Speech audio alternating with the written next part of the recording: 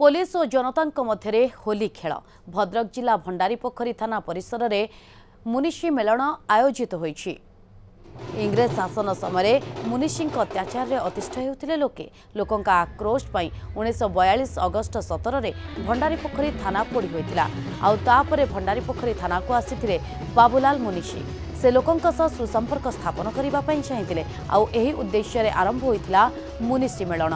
यह मेलन में विभिन्न अंचल प्राय 20 रु अधिक मेढ़ शोभायात्रा आसी था नाच गीत सह आसर जमी थाए। थाना निकट में मेढ़ पहुंचा पर आरंभ हुए रंग खेल। साधारण लोके थानार बड़ बाबू आरंभ कर पुलिस कर्मचारी रंग खेलती आउ शेष हुए मुनिशी मेलन। एथिरे हजार हजार श्रद्धालु जोग